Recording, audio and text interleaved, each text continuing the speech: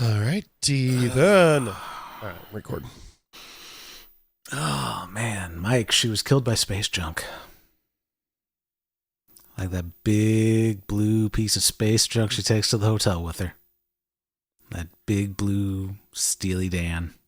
It's the Watchman. It's the Watchman on the couch.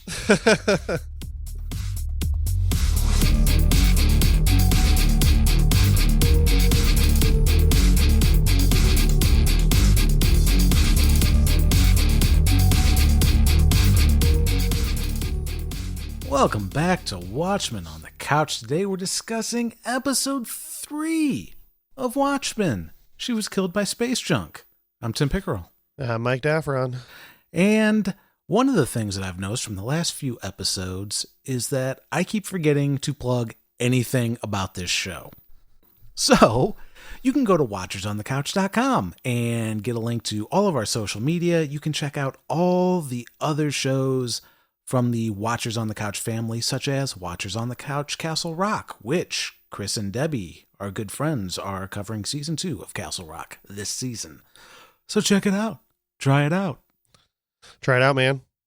Now, Mike, I had a comic book movie extravaganza on Sunday. Uh-oh. You learned some things? I don't know if I necessarily learned some things, but I did finally watch Watchmen all the way through. And I watched the director's cut, which was like 3 hours and 20 minutes or something like that. So it's super long. It is very long. It's almost as long as that big blue dildo, but not quite that long. That. So it was interesting. Like before, I'd been telling people, it's like, do I need to watch Watchmen in order to understand the show? And I was like, nope, so far not really. This episode, I don't know. It probably would have been helpful if you'd seen the movie, or at least the movie. Yeah, I agree. I think it gives you gives you a lot of background, so you would know who the hell Laurie Blake is. Mm-hmm. Laurie Blake. Laurie Blake. Laurie Bluecock. So yeah, she is one of the original Watchmen, or not the original No, she'd be a Watchman. Yeah, but not the original Minuteman. Minute Maid. And I guess she gets married at some point because she takes on the name Blake. No, that's her father's name, like her father's last name. Oh, the comedian's last name is Blake. That's right. Yep. Yeah, because she used to take her mother's name, and I don't know why she took her father's name now, so I'm not sure. She was she was Silk Spectre. Right. Silk Spectre 2. And Electric really, Boogaloo. Yeah, and she didn't really even want to be a Watchman. She didn't want to be one of the superheroes, really. I think her mom just kind of like took her into it, almost like a pageant show type mom would, but for superheroes. Right. In a sense, I guess. I don't know. You don't get a lot of that from the movie, and as I've said, I've only seen the movie so far. I still haven't read the graphic novel. But you get a little bit about how she didn't like want to be in it, but like mommy dearest kind of put her into it. But man, watching the movie and then seeing this version of her, it's like, man, that is two different characters. Yep. Yeah. Whoever I don't remember her name, but who plays Laurie Blake, she does a great job. Mm-hmm. Yeah, she's really good. And you see her, shoot the hell out of a costume person right in the back. Yeah. Right as this episode opens. Where's the trigger? Right. So she's definitely against costume folk at this point in time. And I'm assuming she was okay with killing him, because she doesn't answer that one guy's question, like, how do you know it stopped the bullets? Yep. Like his suit would stop the bullets. So she's a big maniac. And that's how it opens. Although she still has her Watchmen poster in her apartment. Right. Well, seems a little odd, but I don't know. I guess it really isn't. But there's only 4 of them in there. It's a Rorschach-free painting. Mm-hmm. Not a fan of the Rorschach, I guess. But it is weird that she still has Ozzy Man on it because he's a lunatic. But I guess since they, whatever, I guess they're still kind of perpetuating that lie of what actually happens at the end of Watchmen. Right. Yeah, with the giant squid Mm-hmm. that Adrian sent down to New York. One of the interesting things that I noticed is when she's telling these jokes that aren't really jokes. They're terrible jokes, actually. She is not a comedian. No, she is not very funny. But I don't think it's supposed to be funny. That's the thing. It's just ironic. It's not really a joke, It's yeah. But she does the drum roll, good joke, like in Rorschach's journal. Yes. So presumably she's read it. Mm-hmm. Yeah. Unless he used to just talk like that all the time. I don't know. Like every time he'd always use that after his joke, like any joke he ever said. He's like, yeah, snare drum, curtains, great joke. Oh. Great joke, right, guys? Yeah. Huh? Guys, sure. Yeah. Really? All right, now let me explain that joke to you. What do you see? So yeah, apparently there's phone booths to Dr. Manhattan. Uh-huh. Which is funny. Yeah. I don't know. Like, I may be coming out with some crazy theories or something, but I'm wondering, because that's from True Industries. So, like, Lady True took over Adrian's business after, I guess, he disappeared or before. I'm not exactly sure. I don't remember if they say it in this show. Yeah, I don't think it's really established. So, I'm wondering if Lady True is actually maybe working if she's trying to find Adrian. So that's the reason they actually have these satellites looking at Mars, and that's why they have the live TV. Maybe they're looking at Dr. Manhattan and wondering where the fuck Adrian is, because Dr. Manhattan imprisoned Adrian on Mars. Yeah. Oh yeah, he's definitely on Mars.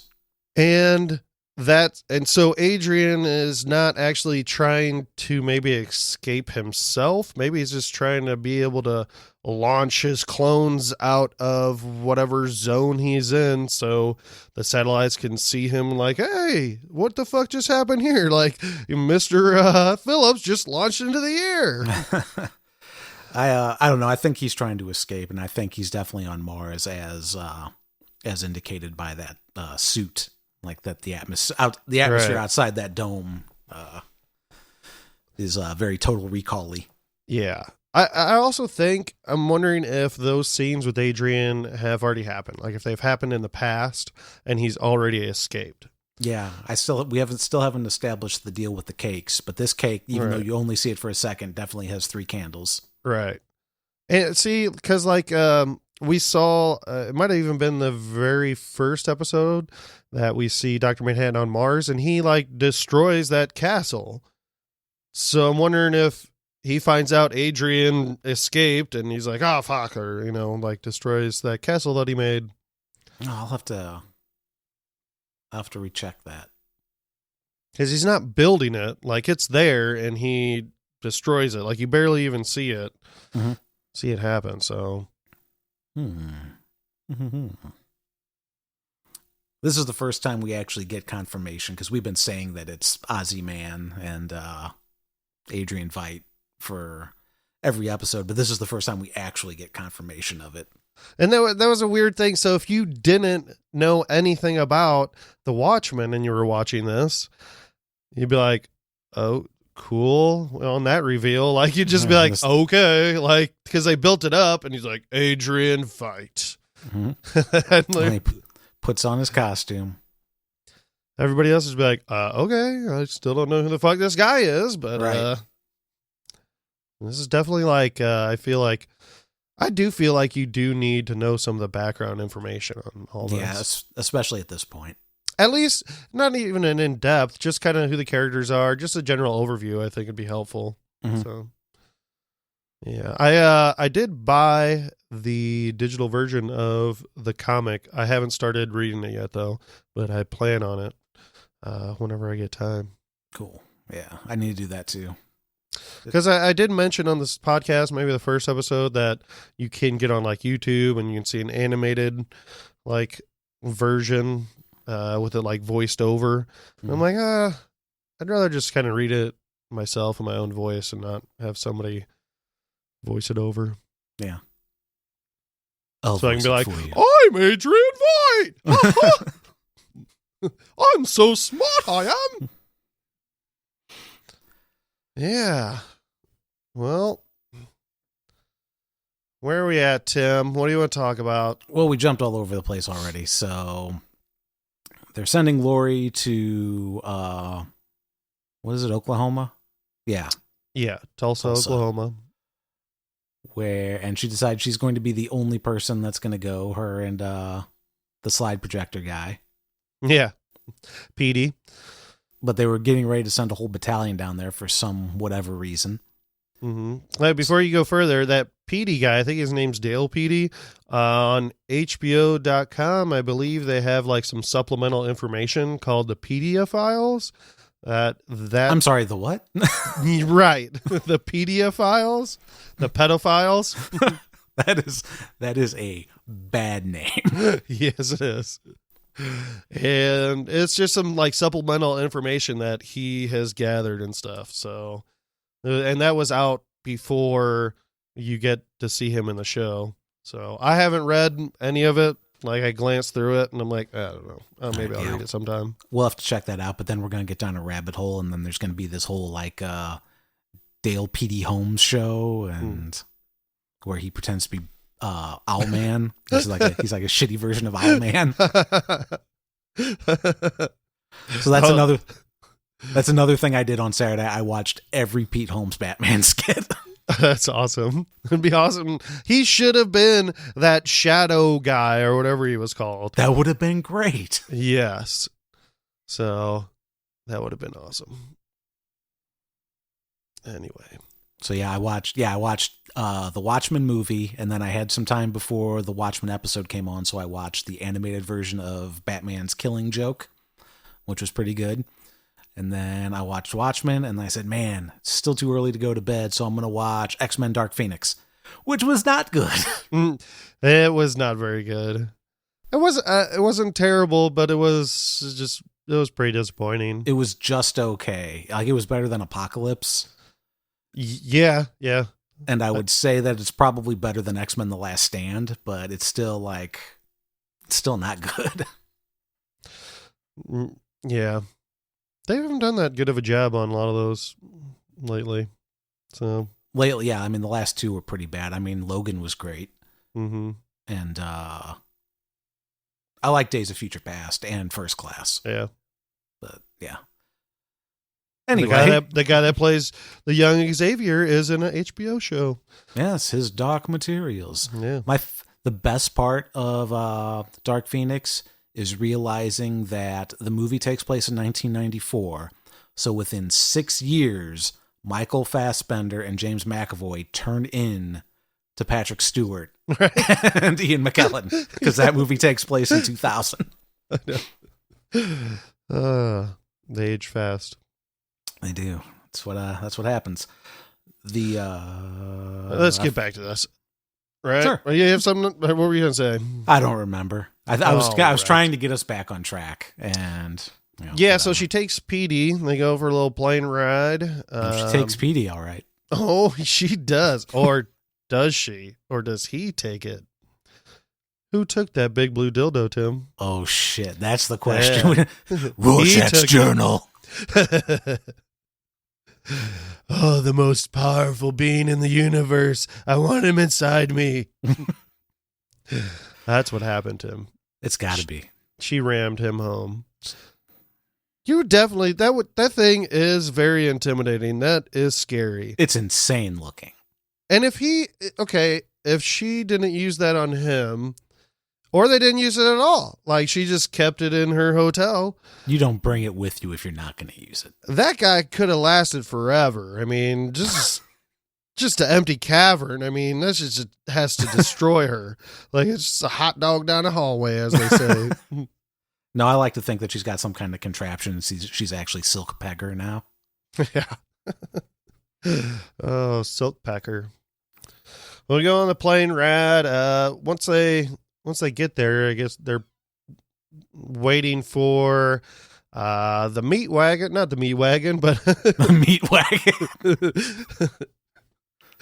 They're waiting for, I guess, them to bring another suspects of the 7th Cavalry, and she confronts Pirate Jenny and Red Scare, and she wants to see Looking Glass. Does Jenny know that everyone can see her face? You can see through the mask. Yeah. Hold on. Is Pirate Jenny in the show, is she black? Oh, I don't know. I'm going to have to go, because I thought she was, but then just I didn't think she 5 was. minutes. Okay. I don't know. I guess I just wasn't paying attention. Because like 5 minutes before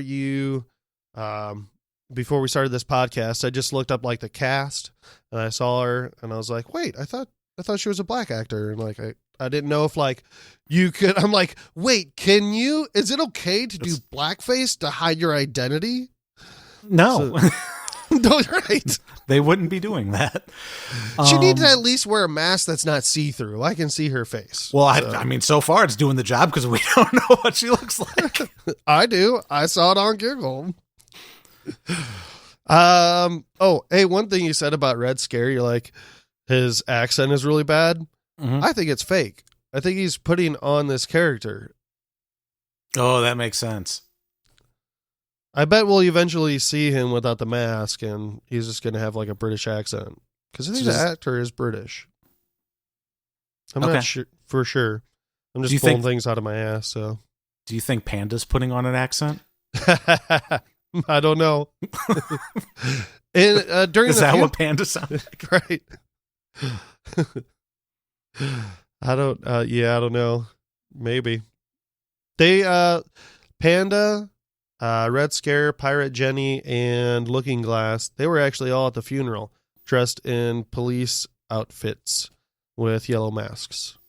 It's like a little quick shot. I didn't notice it. I just saw it on like the interwebs. I was like, oh, neato. Anyway, we see Judd get blown up. Yeah. Well, at where everyone's getting rounded up, that was a pretty good scene with Looking Glass and Lori. So that was a good interaction. Yeah. You know, while they're giving everybody their 23andMe tests, like, oh, but here's your 23andMe. We just want to see where you're from. Comes back as racist. Yeah. It's a R pod.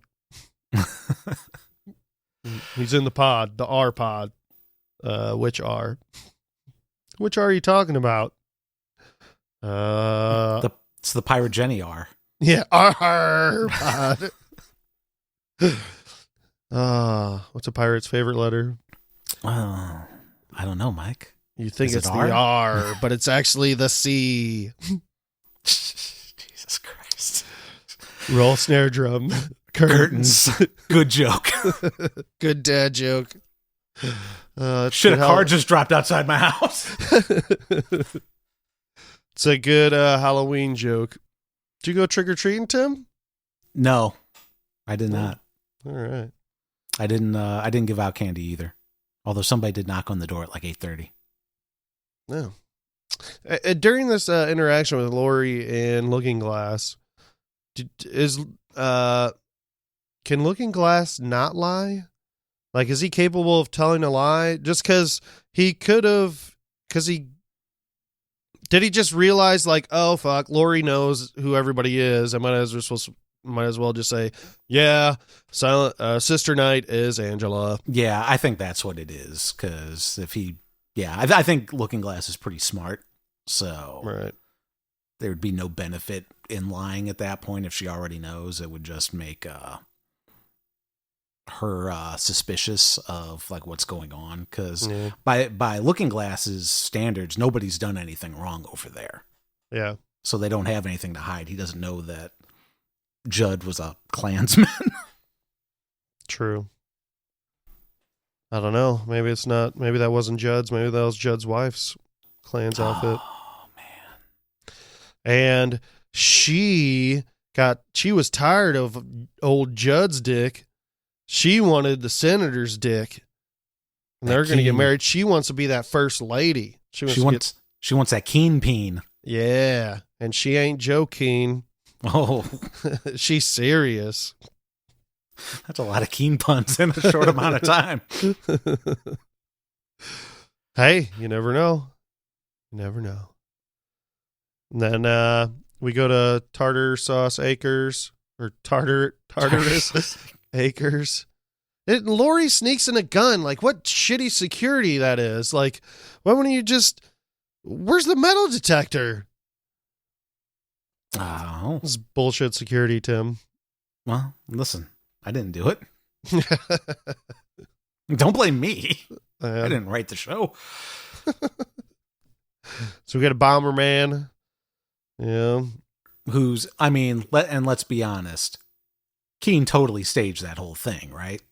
I think so. It seemed very weird, but I don't know what he assumed would happen. Take me, don't hurt these people. Like, were they just going to walk into the mausoleum? Is that what that's called? Is that what that's called? The funeral house. The mini the stone dead tomb. Person hut. Yeah, I think it's a mausoleum. Were they just going to walk back in there and he was just going to crawl away with him? And what would happen? I don't know. Is Keen in on this? In with the 7th Cavalry, and then so was Judd.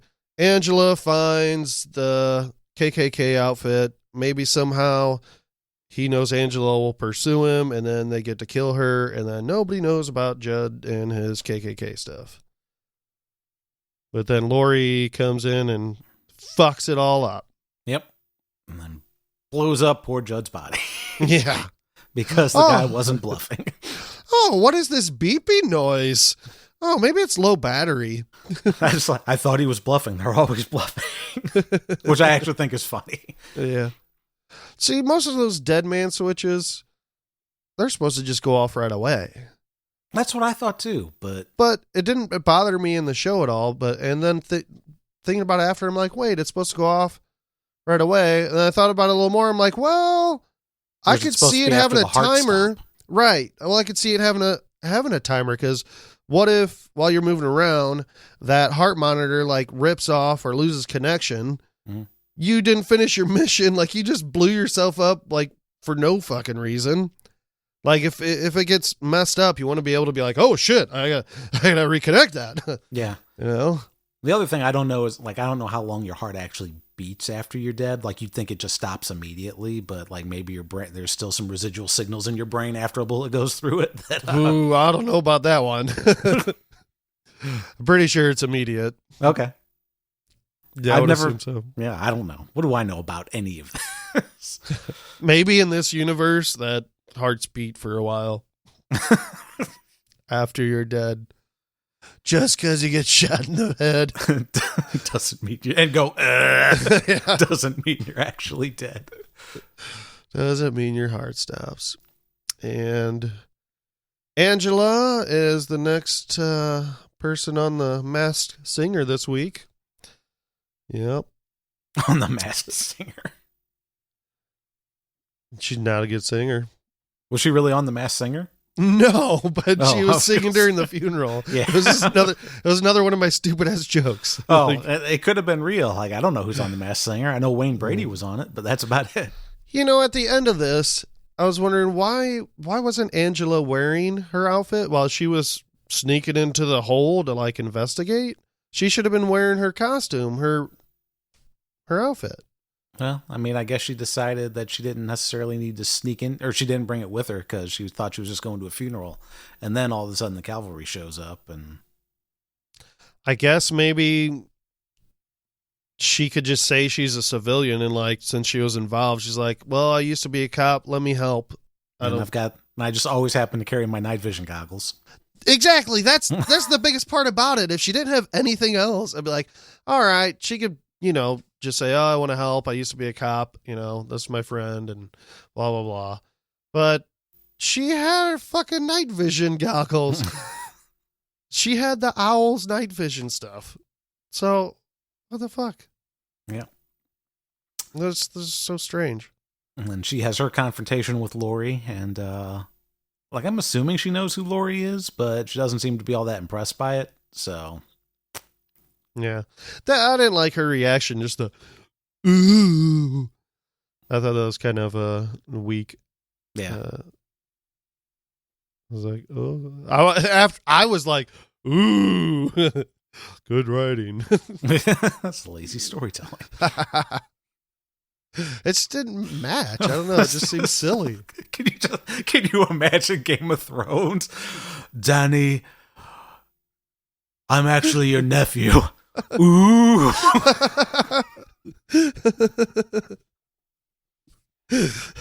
Man. You're actually heir to the Iron Throne. Ooh. I'm the mother of dragons.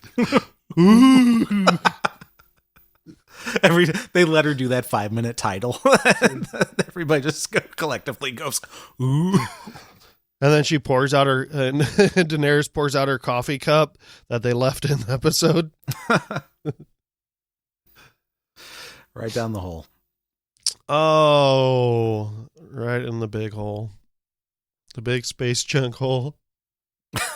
Space chunk hole. Let's see. What else is left? I don't know. Let's talk about Adrian. I like those. I really like these scenes, though. That's the only thing I want to watch, actually. Yeah. I get excited every time I see those scenes. I love Jeremy Irons, and he's so good. I want the show to be all about him. He's awesome. He's so good. When he got getting pissed and smashing the shit out of his frozen clone.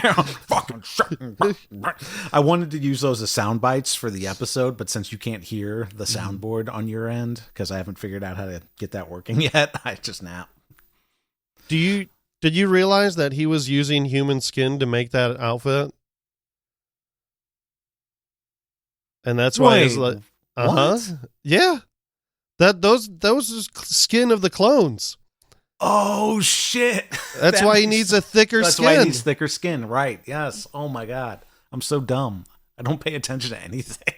Dude, I'm like, that's freaking awesome. That's amazing. So that's where all the Phillipses are. He found a use for them. Yep. The old Phillips skin suit. Man. So if you are a Phillip and you're wearing some Phillips, that's like Phillipsception. It's Phillips all the way down. Oh, Philip. Speaking of another casting thing that I saw, where did I write this down? Oh, so on the casting list, Tom Mison, who plays Mr. Phillips, is listed as the character name Mime. And Sarah Vickers, who plays Mrs. Crookshanks, is listed as Marionette. I don't know if that's just what they put out there to kind of fuck with people, or if later in the season they're going to play different characters or superheroes or something. I don't know. That's interesting. That's cheating, Mike. You can't be looking at stuff. No, or that could actually be their name, I guess, in the show, but Adrian just names them different names. You know what I mean? Like, that's Adrian's own names for him, but their actual name is Mime and Marionette. I don't know. The one guy that got promoted, Mr. Phillips, had a name. Yeah, had a different name. But then, now he's Mr. Phillips. Yes. Now he's dead. Yeah. And then I'm pretty sure the groundskeeper is a Mr. Phillips. Was he? I think so. Huh.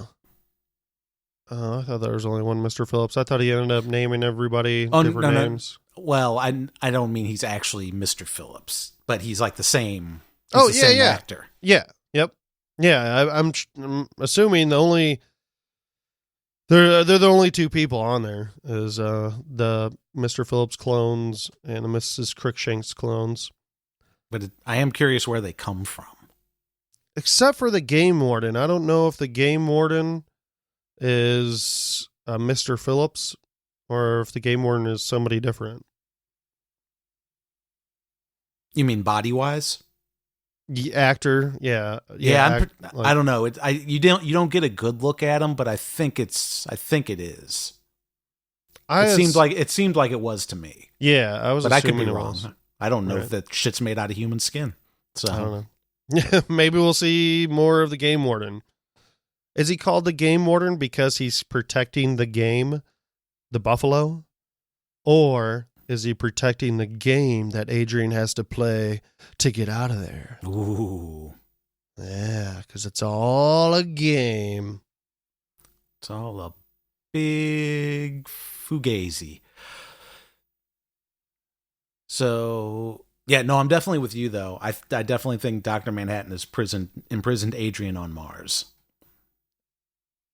Which means, I guess, Dr. Manhattan's has made the people? Yeah. Or created the life in there? Yeah, I don't know. I don't know that either. Who knows? Maybe Adrian made those himself. Maybe, I'm thinking Adrian made those people. Well, then again, why would there be a game warden? Yeah, if Adrian made everybody. And buffalo that he can't hunt. Right. I mean, the game warden's letter basically says, like, the rules of your captivity or whatever it was. Mm-hmm. I wonder if every time, like, a Mr. Phillips dies, there's a machine that just spits out, like, a new Mr. Phillips, like, right away. It's like, zoom, new Mr. Phillips. You just go underground and there's a whole city of Phillipses. Yeah. Philippi. Mr. Phillips, need a thicker skin. So we've seen Ozyman, we've seen Silk Spectre. We've seen Dr. Manhattan at a distance, but I'm wondering if we'll actually see him for real in this season. Which also leads me to be like, whatever happened to the Night Owl? Well, I think we might end up seeing him. Keene said that if he became president, he has the power to pardon anybody, even that owl in the cage of yours. Because the Night Owl is in prison. Oh. Lori didn't go to prison because she made a deal to hunt down vigilantes for the FBI. I see. And that's why she keeps an owl in a cage. Oh. Boy. Name who? Yeah, I don't pick up on shit. I watched it a couple times. Oh, okay. Yeah, I only watched it once. And I used some of the internets. So I didn't use too much of the internets. Like my theory stuff, like, was when I very first watched it. I haven't really, because some of the theory stuff, they just go down too much of a damn rabbit hole, like on Reddit or something. I'm just like, I'm not reading your shit. Like, right. Like, I'll find out. Like, I'll make up my own stuff, and I don't know. You're gonna get to the part of Reddit where they're basically speculating that where Adrian is basically one of the parks in Westworld, and it's gonna be a whole fucking thing. Right. Yeah. I mean, there's definitely probably stuff I did talk about that I did, like, kind of get from Reddit. I don't know what, but there definitely is stuff. But just little details. That's what I like about, like, going on Reddit. Like, if I missed a couple little details, I'm like, oh yeah, look, neato. Right on. And I think we'll see the Night Owl probably, and I think we will see Dr. Manhattan. There was in the upcoming weeks preview that came out after the first episode. It looks like there is a meteor kind of shooting down from space. This could be anything. That could be Adrian coming back to Earth. Well, Adrian's like trying to create like a super weapon or plague or something like that based on that. Mm-hmm. I think is what that was. So see, and if my like theory about him already being on Earth, and maybe he has been for like a couple years or something, did he start the 7th Cavalry for some reason? Like, is he completely behind it? He the number one? I wouldn't know for what reason, but they're all collecting. Remember, we saw them collecting those Dr. Manhattan lithium batteries or whatever the fuck they are. Mm-hmm. Maybe he's in Russia building an intrinsic field generator. I don't know. We're in episode 3, so yeah. So we still got 6 episodes to go. Not enough info. But we wrap up the episode with Lori finishing up her call or another call to Dr. Manhattan to send it away, finishing up her joke. And Saul kind of pissed off that he doesn't seem to be listening and doesn't care about humanity, but apparently he gets them. Because he responds to her joke. Yeah, and almost drops a car in her head. And she looks up. And she's like, Oprah? She got a car. Everybody gets a car. Everybody gets a car. That's Angela's car. Yeah, I assumed it was. See, I'm wondering if this is just like ironic that she kind of thinks that was Dr. Manhattan. And it wasn't. Yeah. It was just happens to be somebody like dropping off some well, it's the Hooded Justice guy and whoever else he has with him. That, because they picked up Angela's car. Is it the end of the first episode, or is it? This is the end of the second. It was the end of the last episode. Okay, but did we establish that Hooded Justice has anything to do with that? Well, he disappeared, and then she like went outside, and because when she left. He was like handcuffed or whatever. Oh, you're still thinking that Willie's Hooded Justice because he is. Okay. Oh yeah, he is. Oh yeah, for sure. Okay. Yeah. Okay, even if he's not, like he was a part of that crew in whatever spaceship that took her car, and maybe they dropped it to Lori, be like, "Hey, look, here's Angela's car. You need to investigate her more." It's filled with Willie prints. Yeah. Yeah, I don't know. Oh, yeah, something I did get from Reddit, I think, or a podcast or something that was like 40 seconds after they sent the message. The card dropped 40 seconds after. It says it takes 40 seconds for the message to reach Mars. Mm-hmm. So, I don't know. Maybe Dr. Manhattan did it. Takes 40 seconds to reach Mars, but that means he still has to listen to it. I know. Or maybe he doesn't. Maybe it's just he heard it in his future. And but like time, I don't think even moves the same way for him, does it? And can't he be in like 2 places at once and like past, present, and future are like one and the same for him, and he can see his past and future. I don't know if he can be in 2 places at once, but I think they basically say he can't be in 2 places at once, didn't they? I thought he could be. I don't know, but like his past and present are like viewed at the same time, or like they're simultaneous to him or something. Yeah. Well, you slept with Dan? You told me you knew.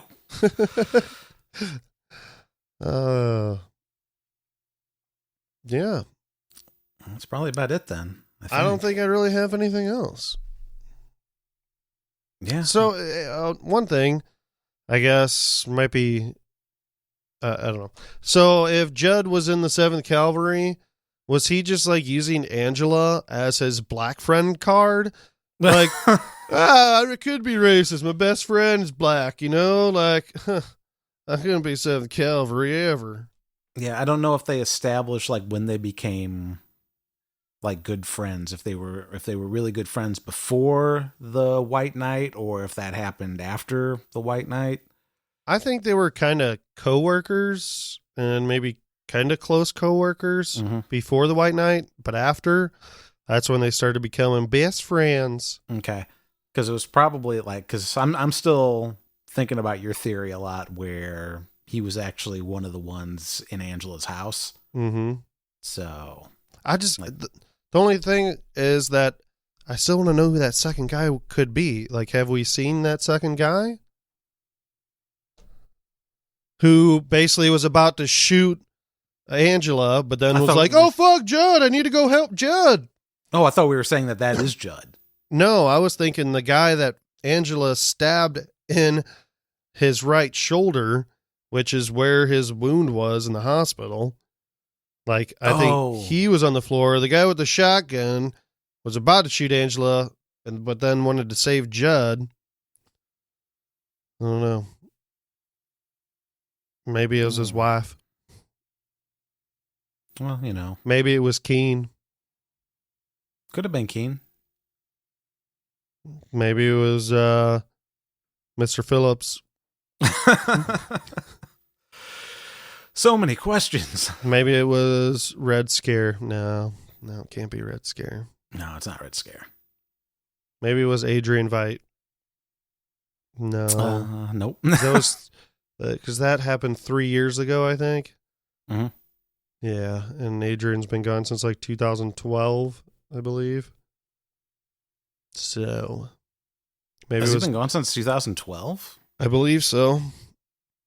Huh. I think somewhere in the show it like mentioned it, or it was on the newspaper. It was. Well, they said he was officially declared dead in 2019, but I don't know how long you have to be gone to be legally declared dead. I don't know. I mean, that's something we can look up. Go ahead. I said that's something we could probably look up, but whatever.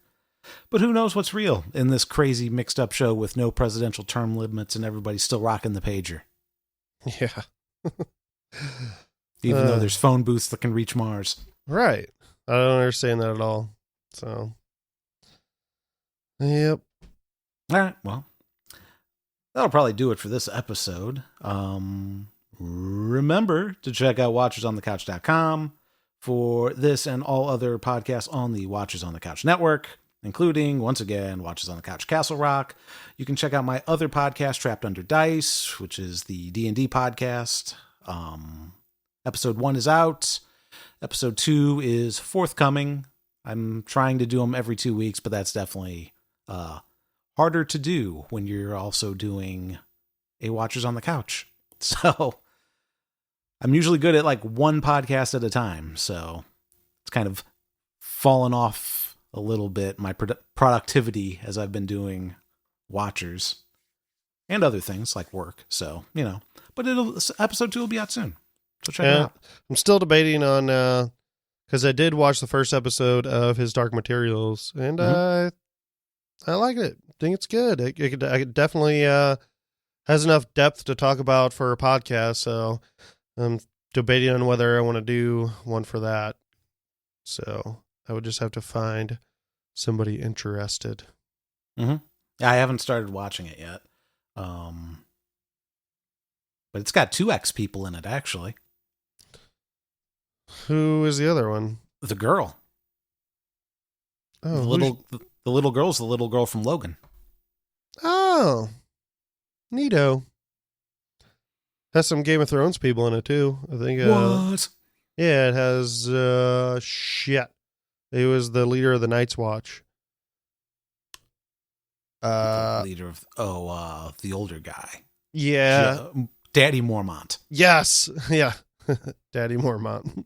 Right on. Jorah Jayor Mormont. Yeah. So that's on Mondays. Yes. Okay. Yeah, I'll have to check that one out. All right. Well, I guess that's going to do it for this week. We will be back next week to discuss episode 4 of Watchmen. Until then, keep your big blue dick, packed neatly in your luggage. Don't get killed by your space junk. Don't get killed by your space junk. See you next time. Bye.